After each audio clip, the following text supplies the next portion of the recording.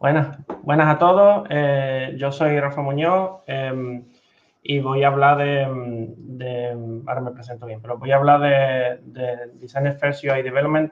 Por cierto, por deformación he hecho las charlas en inglés, aunque va a ser en español, pero bueno, así sirve también para otros ponentes que no trabajan en inglés. Una cosa importante que quiero decir es que hablo de Designer First UI Development y no Design First UI Development. Durante el transcurso de la charla se verá cuál es la diferencia principal, va a estar claro, así que lo voy adelantando. En cuanto a mi experiencia, yo tengo más o menos alrededor de 15 años de experiencia trabajando sobre todo con C#, pero también trabajo en C++, he trabajado en equipos de engine, en equipos de tooling, muchas veces con SAML o sabores de SAML. Estuve trabajando en Windows Phone, he trabajado en equipos de tooling de herramientas. WPF se sigue usando, no estoy mucho en la comunidad de WPF, no sé si está muerto o no está muerto, pero desde luego se sigue usando y sigue habiendo trabajo y a mí no me va a faltar trabajo nunca con respecto a eso porque muchos que todos lo siguen usando. En esta línea, pues también llevo 8 años siendo contractor y la verdad que muy contento. Al principio cuesta, pero la verdad es que me está gustando un montón.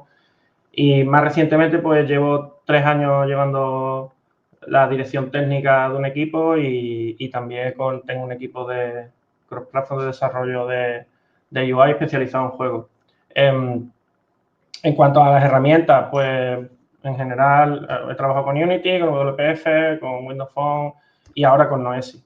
Noesi, si no lo conocéis, es una implementación de WPF multiplataforma y no solo multiplataforma se queda corto, es multi-engine, porque una cosa muy importante para desarrolladores de videojuegos, para usar un toolchain como este, es que funcione en cualquier motor custom, común o de cualquier manera. Entonces, las herramientas hay que arquitectarlas de una manera que sea posible integrarlas en cualquier sitio y con cualquier backend. Estamos hablando de que podría ser un proyecto que es un engine custom hecho en C++ o Unity o cualquier otra cosa entre medio. Entonces, se tiene que soportar no solo ser multiplataforma, sino también multimotor.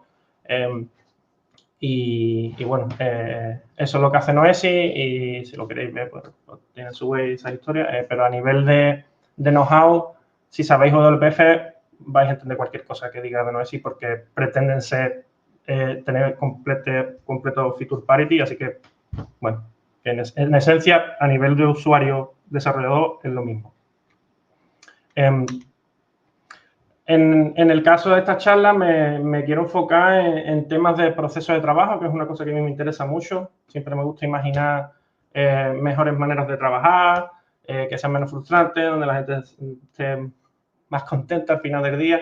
Yo creo que es parte de la deformación de ser desarrollador de tools.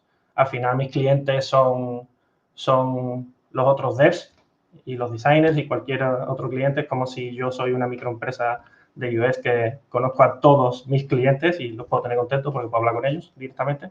Entonces, viendo las dos caras de la moneda, pues me he encontrado estas situaciones tanto en mis equipos como en otros equipos, como en equipos de clientes, como gente que me consulta. En general voy a recorrerlas, pero seguramente no sonarán. Desde el punto de vista, por ejemplo, de los diseñadores, pues quejas comunes que te encuentras es que porque programación no ha seguido el spec, no ha hecho exactamente lo que se le pidió, o directamente se toman libertades en cuanto a lo que quieren hacer y hacen lo que les da la gana. Una muy común, que es fruto del desconocimiento y de la mala comunicación en los equipos, es la sensación de que te bullshitean sobre la dificultad de cosas o que te parece impensable que algo que te parece súper sencillo te digan que es un mes y cosas de ese estilo. Es una sensación común que se comparte y una bastante frecuente también es que cuesta mucho trabajo hilar fino porque al final tus manos es otra persona. En cuanto a frustraciones de programación bastante comunes, que parece que no debería ser, porque por el otro lado la sensación es distinta, pero ocurre. Suele haber quejas sobre que las especificaciones son incompletas, que hay lagunas, que no se ha pensado los detalles de cómo se usa algo, que los corner cases no están cubiertos. En algunos casos, una queja común que está además, vamos, la he visto muchas veces, que se quejan de que lo que se provee son imágenes, pero no hay ninguna estructura funcional, no hay ninguna arquitectura de información. Esta es muy común también, que esta me la encuentran clientes potenciales bastante recurrentemente, que es que el miedo a los reworks, a los refactors, a grandes cambios que vienen desde diseño y que rompen completamente toda la arquitectura, un montón de decisiones, de optimizaciones, se va a toda la basura. Y otra en general que se comparte bastante es que tener una sensación de ser, me repito con lo de antes, pero es que al final son las dos caras de la misma moneda, ser las manos de otros sin ningún tipo de agency. Esto al final del día se resume en 2 puntos, tal como yo lo veo. Es que la intención y la expresión está disociada y es un problema, porque la gente que sabe lo que quiere hacer está aquí, pero no puede expresarlo. Entonces, eso es una de las partes. Y la otra es que en el desarrollo de UI, pues es verdad que el feedback loop y los cambios pueden ser muy volátiles. Ya no solo porque la gente, y esto es una frase bullshitter, pero la tengo que decir porque se repite bastante, es que el diseño cambia las cosas, willy-nilly, y de repente todo está completamente distinto y no puedo hacer nada con mi trabajo. Aunque eso es irrelevante, porque esos mismos cambios pueden venir por una prueba de usuario que ha demostrado, que ha constatado que la hipótesis que tenía diseño sobre lo que iba a funcionar no funciona y hay que cambiarlo y lo que no hace falta y punto. O sea, la realidad es que es un proceso iterativo donde puede ser muy volátil. Y esto es una realidad del trabajo. No podemos disociar las estrategias de lidiar con los problemas del problema subyacente. En este caso, el problema subyacente es que el trabajo es volátil porque depende de pruebas que pueden darte la razón o pueden no dártela. Entonces, si queremos construir un workflow que funciona y que no es frustrante para las partes, tiene que tener en cuenta la realidad del problema. En este caso, es volátil y ya está, ¿sabes? No, eso es lo que hay que abordar. Entonces, uniendo las dos partes y expandiendo en lo que he dicho de la intención versus la expresión, al final del día, estas son las metas que yo veo que son compartidas entre ambos equipos. Una muy importante es la independencia de trabajo. Tiene que ser posible que la persona que piensa algo, que es la que tiene la idea, la pueda implementar. Y ya no porque la pueda implementar a la primera vez, sino lo importante es que la pueda iterar todo lo que quiera, hasta que se canse, hasta que sea lo que esa persona está pensando. El segundo punto, que es muy común y me hace mucha gracia, que lo mejor que puedes optimizar es el trabajo que no necesitabas hacer. O sea, antes de performance, antes de no sé qué, lo mejor en un workflow para que nadie se sienta estúpido, desaprovechado o mal valorado, es que no se tire tu trabajo. Y muchas veces se tira el trabajo por defectos de los procesos productivos, no por algo intrínseco. Eso también lo vamos a intentar abordar. La transparencia sobre la dificultad de las cosas. El tema este es que si los que idean no montan, pues estamos en una situación en la que realmente no tienen una mesura del impacto de lo que están proponiendo y por eso puede haber choques entre bandos que tienen que dejar de existir, esa idea de los bandos. Luego, tener unas metas claras que se puedan abordar y que no te cambien debajo de los pies. O sea, si la meta te va cambiando según avanza, pues al final tienes la sensación de no completar nunca nada. Y lo que ya he dicho, me adelanto sin darme cuenta, eliminar la relación antagonista entre los equipos. Eso es malísimo porque lo al final que provoca son vicios y que cada vez se enquisten más el problema. Y yo os digo que creo que es un problema del proceso de trabajo, no intrínseco de las tareas a resolver. En resumen, esto es el centro de un workflow basado en Designer First. Y digo, de nuevo, Designer First, no Design First. Deja que los diseñadores monten. Digo diseñadores, pero engloba un montón de trabajos, dependiendo. En videojuegos serían level designers, pueden ser UX, pueden ser artistas de UI, pueden ser un montón de roles. Incluso technical artists, un montón de gente. Pero lo importante es que dejes a la gente que tiene la intención que la exprese y que lo monte. Y Code lo que tiene que hacer es proveer tools para dar independencia a la gente. Y soporte, claro, bueno, a veces necesitan ayuda, pero que la intención siempre va a ser dar independencia a que la gente que tiene la intención monte las cosas. Voy a entrar en por qué esto ayuda y por qué creo que es importante. Lo primero, que es una consecuencia directa de que esto sea así. Diseño tiene completo agency sobre cómo se implementa lo que ha pensado y entonces sabes lo que es difícil, lo que es fácil, lo que es más caro, más barato, cómo de profundo es algo, lo puede usar, lo puede probar porque al final son los que lo montan.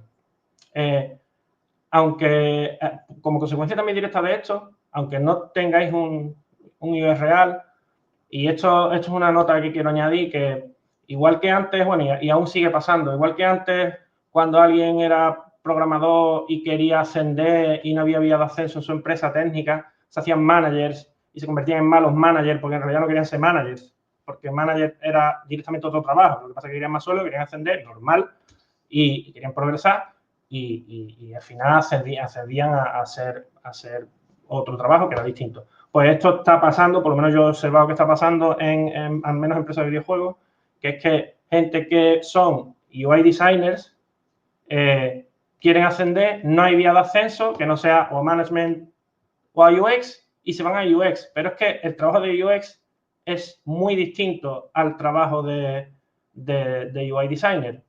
Y el tema es que ascienden, tienen el nombre, pero realmente no hacen el trabajo de un UX, que cuando conoces a un UX de verdad, a una persona de UX de verdad, te arroja mucha luz y te resuelve muchos problemas. Entonces, esto es algo que os vais a encontrar y que, bueno, que se resolverá poco a poco, igual que se ha ido resolviendo en los temas técnicos.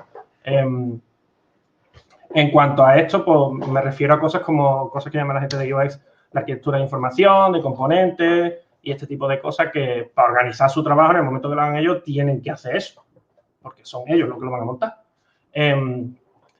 Luego, en cuanto a la relación cambia completamente. Y os lo digo como programador de tools, no hay nadie más querido que un programador de tools, porque al final sois los que dais poderes a la gente, sois los que dais support, sois los Sherpas del equipo. No, en primera fila nunca estáis, nadie os va a aplaudir, pero en la calle, pero dentro es un lugar bastante bonito en el que está.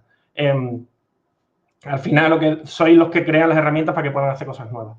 Y en cuanto al aspecto de programación y en cuanto a lo de atacar la frustración sobre trabajo tirado y este tipo de cosas que todos queremos evitar, como nos centramos en herramientas, tenéis que pensar en cada herramienta como un pequeño proyecto independiente, que es lo que son realmente. Tienes que entender la necesidad que te provee tu usuario, tienes que estudiarla, tienes que ver cómo de común es, tienes que intentar desacoplarla de su necesidad puntual de las tensiones con otras necesidades posibles para no optimizar de nuevo un problema que no tienes, o que no es lo bastante común para hacer un buen esfuerzo de ingeniería. Pero al final del día es un microproyecto con lo bonito de que conoces a tus 4 clientes, 10 clientes, 20, los que tengas. O sea, depende del tamaño del equipo. Y en cuanto a esto, si tu tool está bien analizada y está bien resuelta, y luego en un focus group se decide que eso no tiene uso, no se ha tirado el trabajo, porque la tool está ahí, está lista para usarse cuando haga falta. No habéis hecho un custom control ad hoc estupendísimo para esto que te lo vas a tener que comer en cuanto haya un rework. No, porque no trabajáis así. O sea, es un problema que no ocurre en virtud de cómo se trabaja. Y luego, aunque os parezca un poco contracorriente, porque hasta lo que yo he visto en desarrollo de aplicaciones es un poquito contracorriente, este workflow está validado en videojuegos todos los días. Es una cosa súper común porque en videojuegos, si a usted os puede parecer volátil la estabilidad de las specs en trabajo de UI, en trabajo de gameplay, os volvéis locos. Porque es que si algo es volátil y iterativo, es el trabajo, por ejemplo, de diseño de nivel. Entonces, en videojuegos, las empresas que trabajan bien se considera completamente disfuncional este proceso de yo te hago una spec, tú haces la spec, evidentemente documentación técnica, ¿vale? Pero es referencial. Pero no se espera que llegue hasta el último hilo porque es que además la misma persona que está iterando en el trabajo lo está pensando mientras trabaja. Es un proceso demasiado intrincado y demasiado iterativo y que se basa en un ciclo de feedback muy rápido que poner un proceso tan burocrático lo que hace es que esté todo mal. Todo el mundo frustrado en general. Es verdad que van a necesitar tools, es verdad que van a necesitar soporte con algunas que existan, porque le faltan cositas que antes no necesitaban. Y de nuevo me repito, pero el departamento de programación hace tools, pero monta diseño. Entonces, os pongo un ejemplo que puede pasar en videojuegos. Yo te puedo hacer un sistema de encuentro. Imaginaros que es un juego, yo que sé, un Elden Ring. Yo puedo hacer un sistema de encuentro y todas sus herramientas. ¿Dónde está el área? ¿Cuántas unidades? ¿Qué tipo? ¿Qué distribución? Si es random o no es random, lo que queráis. Evidentemente lo pruebo y lo pruebo con mi designer y hago mis test flight y hago... ¿Veis? O sea, es como si fuera una aplicación independiente dentro del contexto del juego, pero es como si fuera una aplicación independiente. Y esa aplicación independiente, pues en su caso de uso, tenéis que probarla, tenéis que ponerla en la mano de diseño, bocetarla, ver si funciona bien. En el momento que eso está validado, es completamente absurdo que monte yo. No tiene ningún sentido. Porque es que yo no he pensado en el sistema de encuentro, yo no estoy en el equipo de diseño sabiendo el balanceo de encuentros, el balanceo de enemigos y una serie de cosas que no tengo esa información, no la tengo. Y aunque la tuviera, lo mejor es que empoderemos a la gente que sabe hacer el trabajo, que tiene la intención para que la puedan expresar. Y por esta misma razón de que es disfuncional en videojuegos, pues igual disfuncional en UI. Lo que pasa es que es verdad que en videojuegos pues trabaja, es aún, diría yo, a lo mejor me equivoco, pero diría que es aún más volátil que en desarrollo de UI. ¿Por qué no lo hacemos? Bueno, más allá de esta inercia, que esta inercia es muy fuerte, porque al final del día hay un interés de gente en vendernos cosas y una de las mejores maneras de venderte cosas es el locking. Y claro, a la gente que quiere ganar dinero le interesa el locking. Ya está, no pasa nada, no lo juzgamos, yo soy empresa, es lo que hay. Entonces, tú hablas con la gente y muchísima gente está frustrada, pero nadie le mete mano. Entonces, esto es mi pequeña contribución y la manera en la que yo estoy trabajando en mi equipo. Este feedback loop de firma, implementación, nadie está contento, vuelve. Nadie está contento, vuelve. Se antagonizan. Los diseñadores raguean de code raguea de diseño. Vamos a meterle mano. Entonces, la primera que te dice todo el mundo. ¿Dónde están los diseñadores que le importa SAML? A mí tampoco me importa SAML. Es un medio para un fin. La promesa del que viera las primeras presentaciones de WPF diría, hostia, qué guapo, al final es como HTML5, pero más potente, puedo hacer más cosas, tal, vale. Pero al final es un medio para un fin. Y lo que vengo yo a decir que esto es un problema de ventas. Yo todavía tengo que conocer a un diseñador que haya compartido esas frustraciones y que tú le digas, te doy el poder absoluto sobre lo que haces y cómo lo haces porque lo vas a hacer tú y yo ahí no pinto ni corto, ni pincho ni corto, ni tengo que hacer nada. Evidentemente les puede dar miedo, evidentemente hay un proceso de aprendizaje, pero a gente creativa le das el poder absoluto sobre la expresión de su creatividad. Yo todavía tengo que conocer a uno que te diga que no. Así que este tema lo considero ya... Es un poco bullshitter esta frase, pero salvo entre comillas porque yo no digo esa frase. Otro problema por el que no se hace, en el caso del contexto de SAML, que es en el que estamos hablando, ¿no? Sabores de SAML. Hay una curva de entrada muy bestia, muy bestia. Hay mucha, es muy potente, hay muchas maneras de hacer las cosas, muchas de ellas te van a dar problemas dependiendo de los casos de uso que tengas y eso provoca un poco de análisis parálisis y de una falsa sensación de que es muy complicado para lo que hace. Es lo que parece, ¿no? Hay cosas que confunden mucho a la gente, como que los controles son lookless. Y es como, si son la vista, ¿por qué son lookless? Confunde a la gente, ¿vale? Por poner un ejemplo, ¿no? Que habréis visto. Otro problema. Blend prometía mucho, pero normalmente se cae de boca a poco que le presiones. Entonces, el sueño de que solo se va a editar visualmente, hasta lo que yo sé en las tools que yo he visto, te olvidas. Pero sigue siendo útil en ciertos workflows, como sobre todo las partes del SAML más verbosas, como creación de animaciones, como ya verbosa, tanto hace como de previsualizar. O sea, ya no es cuestión de ser verboso o no.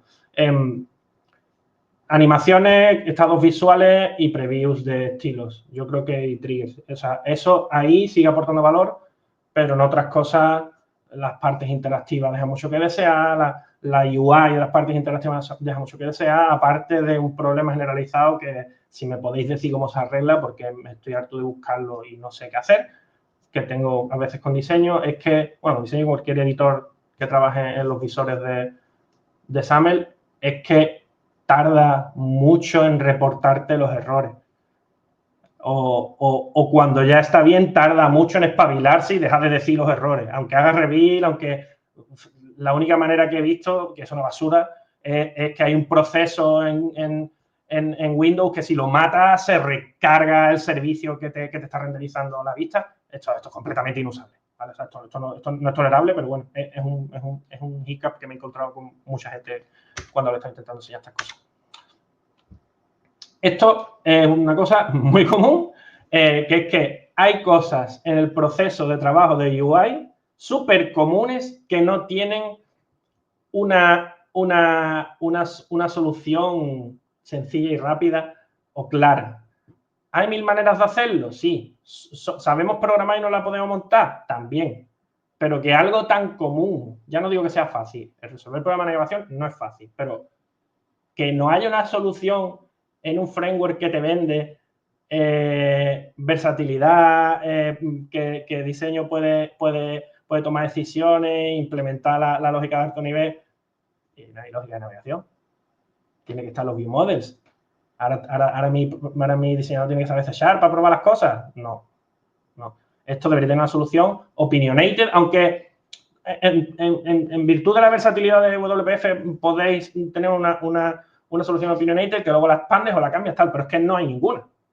Lo más parecido que hay son los controles en WPF, quiero decir, los controles de navegación, de página y tal, pero están pensados para el browser. Por lo cual no te vale para nada en un caso de uso como el que tengo yo. Esto vamos a tratarlo después. Esta está muy común. Y está muy común, desgraciadamente, porque no tenemos en cuenta a los diseñadores y a la gente que edita tanto en la SAML View como en la Design View.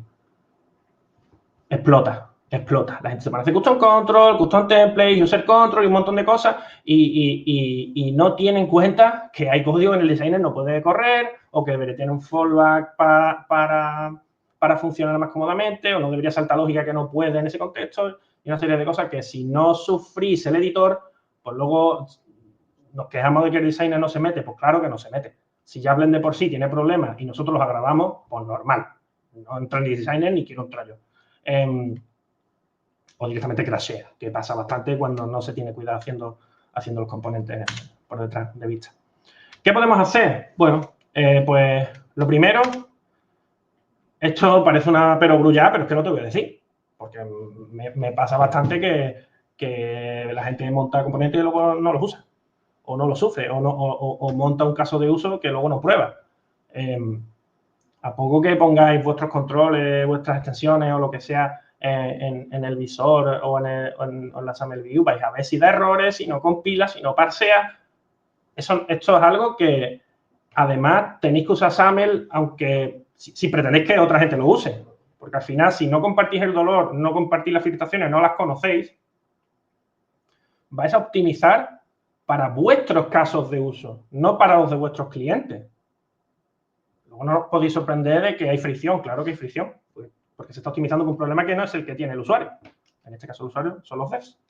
En esta misma línea, y ya que es una charla más o menos técnica, os diré que, por favor, no integréis documentos rotos. Si tenéis una integración continua y un proceso de testing automático, pues comprobar de verdad que no se rompen los designers, que los documentos son parseables y que en general no subáis cosas rotas a mainline o como lo llaméis en vuestro workflow.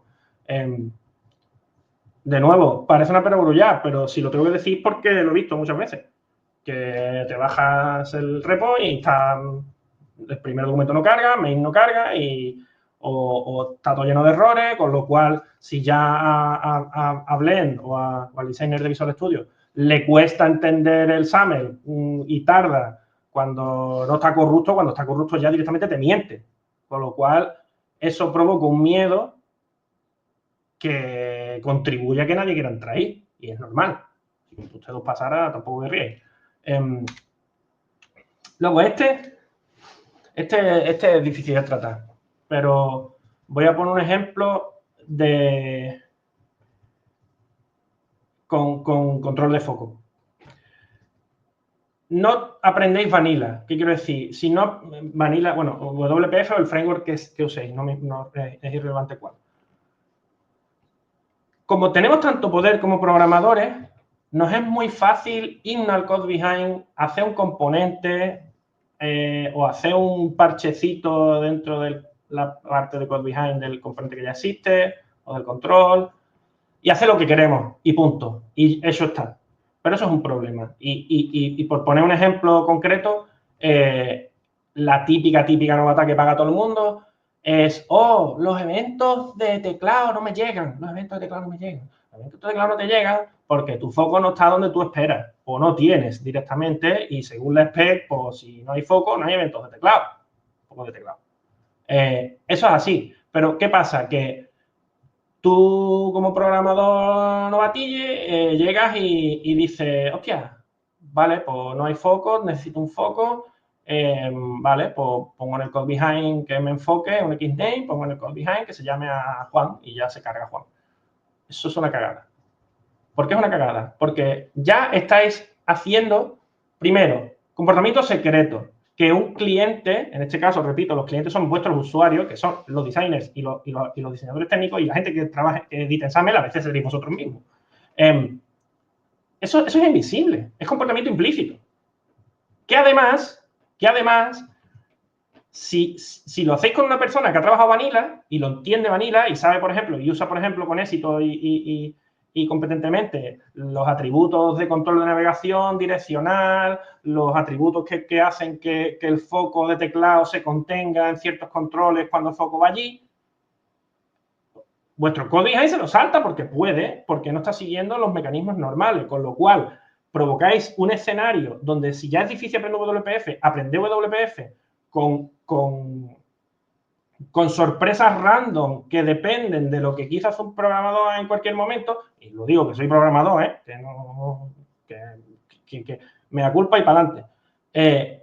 Eso no ayuda a que la gente aprenda, porque te está saltando el comportamiento por defecto y no hay nada que te lo avise, no hay nada que... Entonces, esto es un problema porque eso provoca un hack, eso se convierte en un bug, al final os estáis creando trabajo para vosotros mismos, porque como no es explícito, no hay herramientas para que puedan decir, oye, está pasando esto, no está en el SAML, no se ve en el SAML que hay algo que dice explícitamente, no, cuando se navega aquí pasa esto, aquí se salta de aquí a aquí, no hay. Entonces, eso estáis creando trabajo para vosotros. En este caso, el problema, esta parte del problema que se tiene porque se ha creado, porque esto no tiene por qué ser así. Y en cuanto a Vanilla, digo esto. ¿Esto os parece que es Vanilla? Un control, así, esto bueno, no, aquí es una foto, pero esto es totalmente interactivo, es data driven, son unas skills, tienen habilidades, los colores dependen de la habilidad, tienen su imagen, tienen su texto, descripción, defensa, whatever. Esto parece que tiene ruido random de rotación. Es ¿Esto es vanilla? Pues sí. Es una lib y un content control. Y ya está. Y ya está. ¿Cuántas veces creamos componentes custom para cosas que no necesitan un componente custom? ¿Cuántos proyectos habéis terminado?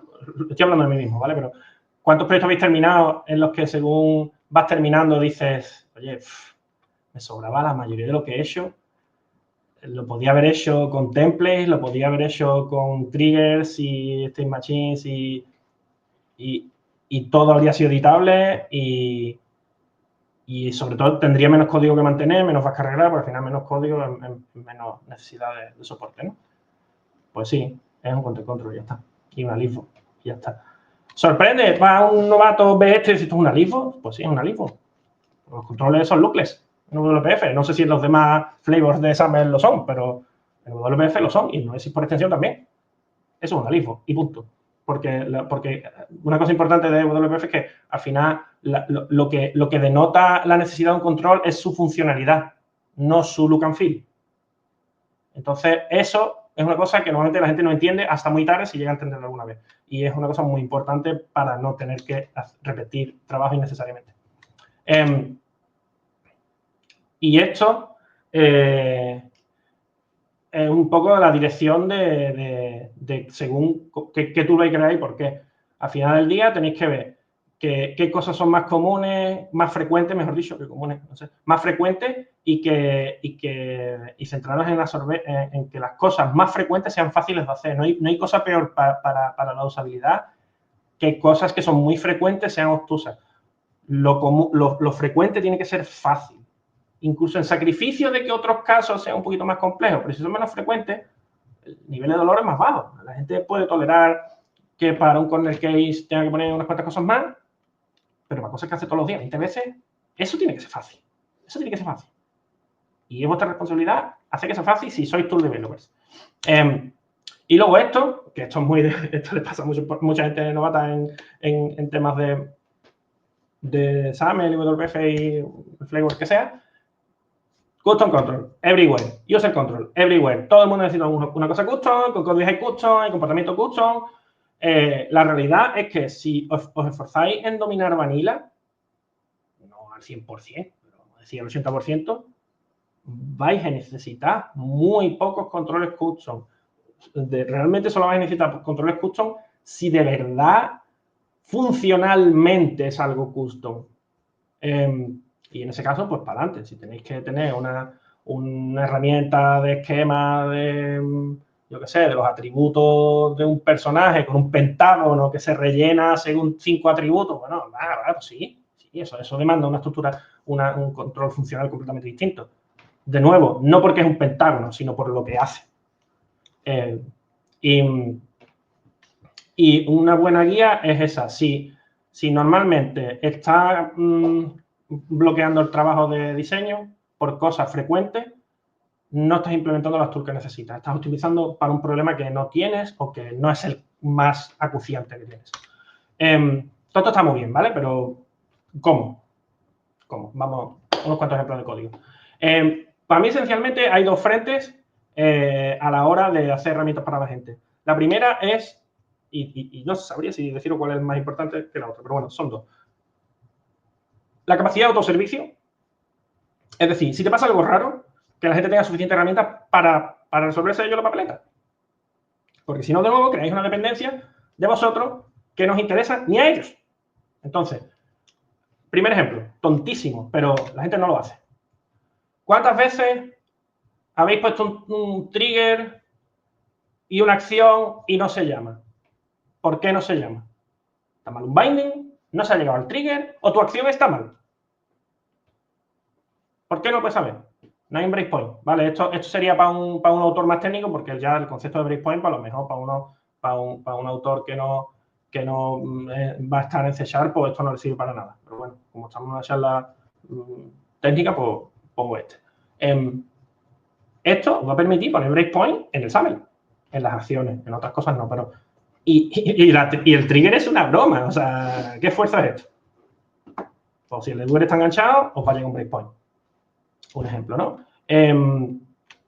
Otro muy similar, que además para algunos casos no es bueno. Por ejemplo, imaginaros que estáis queriendo poner un breakpoint para diagnosticar el proceso de flujo de vuestra aplicación, cómo se mueve el foco y tal. Claro, cuando se toca el breakpoint, se cambia el foco, con lo cual al volver te vuelve a un cambio de foco y vuelve a dar el breakpoint, con lo cual es completamente inusable. Para cosas de esas y porque os gusten más las trazas, pues trazas. Lo mismo. Yo quiero saber por dónde está pasando el código, si se han ejecutado las cosas que yo creo o no se han ejecutado las cosas que yo creo. Pues una log action de diagnóstico también, de, oye, que he llegado aquí. Sencillo, ya está. Son herramientas que ya tenéis. Como programadores de .NET o de C++ o de lo que sea, tenéis tracepoint, tenéis breakpoint, tenéis cosas así, pero luego examen no las tenéis, pues ponedlas. Ponedlas porque si no, te va a llegar el diseño y va a decir, esta no se llama. Y no va a tener ni suficientes herramientas para por lo menos formularos mejor la pregunta y decir, a ver, Rafa, el evento, si lo lanzo vía otros triggers, la acción funciona bien, pero con este evento no me llega. Y sé que ese es el caso, no me llega. Pues ya estáis ahorrando tiempo en las dos partes, porque os puede hacer un triaje previo al hacer la pregunta. No, no funciona, búscate la vida. No. Un ejemplo ya de lo que sería una herramienta para mover un selector. No sé en otro framework cómo se llama, pero en este caso selector pues sería pues, control, leavebox, como box, no sé, hay un montón. Todos eran de selector. Entonces, en este caso es muy común, al menos en videojuegos, que el control del foco lo es todo. Lo es todo. Y los que hayáis hecho aplicaciones para tele, entiendo que os habéis tenido que pelear con esto. Pero en videojuegos, por el mismo motivo, el pad es muy importante dónde está el foco porque muchísimas acciones son contextuales. No hay input directo en absolutamente casi nada.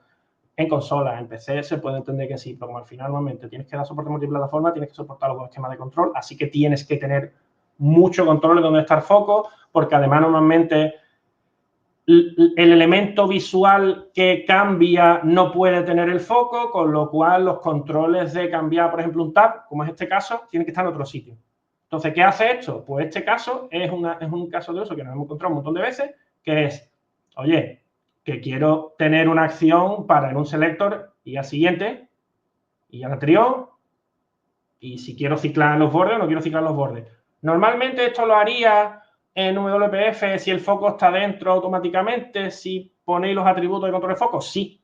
Pero es que normalmente en videojuegos el foco no está donde está el soporte visual. Con lo cual necesitáis una herramienta para poderlo cambiar sin tenerlo. Entonces, desde el control que tiene el foco y desde el que puede escuchar los inputs, operáis sobre lo otro. Esto pasa muchísimo. Y podrías decir, sí, bueno, con un converter y una movida, sí, con un converter podría. ¿Le va a decir un diseñador que haga un converter? O le va a enseñar a un diseñador que use un converter, que sí, que puede usar un converter. Y puedes llegar a ser hasta tan fácil como esto. Pero es que esto es demasiado fácil de implementar como molestar a la gente en hacer un converter. O sea, pienso yo. Igual que la selección previa. Oye, cuando se cargue, selecciona el primero, pues lo mismo. Este tipo de herramientas ayudan a proveer mucha independencia a diseño o cualquiera que monte el examen. En este caso, pues lo que hace es cambiar de tab. Otro caso, este caso es sin cariño, ¿vale? Tenéis un problema de foco y queréis resolverlo y no tenéis ni idea de qué pasa. La herramienta de WPF en este caso, que te dice dónde está el foco ahora, está muy bien. El problema es que si tienes un caso de doble notificación, de un flujo que salta entre varios sitios muy rápido por un fallo lógico, tú no ves lo que pasa, no te da tiempo a ver lo que pasa, porque no hay una trazabilidad de lo que pasa. Pues este es el motivo por el que alguien necesitaría un comportamiento como este. Soy programador, así que me voy al código y me lo hago y luego lo borro. Todo eso está muy bien. Pero esto es de no tener cariño, porque si le tenéis un poquito de cariño, incluso ustedes mismos, hacéis esto. Un behavior que lo pongo dentro del elemento en el que quiero tracear y punto. Y punto. Esto es lo que quiero poder hacer y que me diga las cosas y que me lleve a la trazabilidad. Y es este código, lo que hemos implementado así. ¿Cuánto más difícil es esto? Nada, trivial. pero no tenéis que estar poniendo, quitando, cuánto aquí, allí, así, no. Y además, de nuevo, le dais una herramienta a alguien que esté diagnosticando y trabajando, por ejemplo, en que el foco de la navegación esté correcto, para que si tiene sorpresas, vea qué pasa, vea dónde está, vea por dónde ha pasado, y eso le dé ciertas pistas para ver por qué ocurre. Y este es uno que, bueno, que hay que atacar porque creo que es uno de los más flagrantes de WPF. No voy a hablar de Bimodal en ningún momento. Yo sé que esto en general, al menos las soluciones más comunes que yo he encontrado, son muy biomodel driven. En mi caso, aunque parezca un poco contracorriente, mi estrategia va más en enriquecer las vistas en la medida que tiene sentido. Y creo que en la navegación, creo que podría estar la vista de manera bastante sencilla. El caso de uso es este. Yo quiero tener un panel random, que tenga un botón que me manda detalles y luego quiero tener una vista de detalles bueno, que eso es otro panel con su vista de detalles y un botón de back. Sencillo, ¿no? Es una cosa muy común que puede pedirlo en cualquier momento un cliente. Y bueno, y con algo de trazabilidad, pues estaría bien por si falla algo de lo que pasa, ¿no? Estoy en el botón de details, puedo ir para atrás, hago acciones al llegar, hago acciones al salir y luego vuelvo a donde estaba. Bueno, pues esta es mi interpretación de cómo debería ser eso. Cabe en una pantalla porque realmente es sencillo. También, bueno, el ejemplo lo hago pequeñito para que entre. Al final del día, esto es un panel host que tiene un máster, que tiene un evento de navegación en clic en ese botón. Los nombres son para que las trazas sean más informativas. Y luego hay un panel de details que está colapsado, que tiene un ID de navegación, que es al ID al que vas. Tiene explícitamente, ¿os acordáis de lo que mencionaba antes del foco? Tiene explícitamente el control del foco y dice, cuando se llegue aquí, el foco se va a back button, que es este de aquí. Y luego dentro de esto, bueno, pues los triggers que quieres. En este caso, pues no los he rellenado, he puesto solo logs, pero para que veáis la idea. Habría eventos. ¿Qué cosas podría querer hacer la gente? ¿Qué cosas podría querer hacer un designer? Pues lanzar animaciones al llegar, hacer cosas al salir, transiciones de entrada, transiciones de salida, en general, cosas arbitrarias a la entrada y la salida. ¿No? Bien, ¿no? Pues esos son los eventos que existen. Existen estos eventos y esos dos eventos, pues ya que pongan lo que quieren. Esto se hace visible vía el sistema de navegación y todo lo demás lo hacen aquí libremente. Y luego, para volver, pues igual que está la acción de ir, hay la acción de volver. Y toda la parafernalia del estado de navegación, de restaurarlo, de ir para adelante, de ir para atrás, es más o menos lo que te espera. Es más o menos lo que te espera. Y eso es una cosa muy importante del trabajo de tooling. Intentar que las cosas sean más o menos lo que te espera.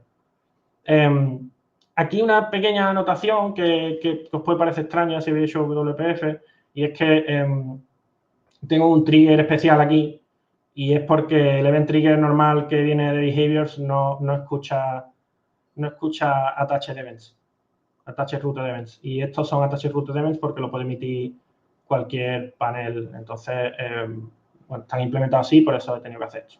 Pero bueno, es un detalle. Y bueno, poco más.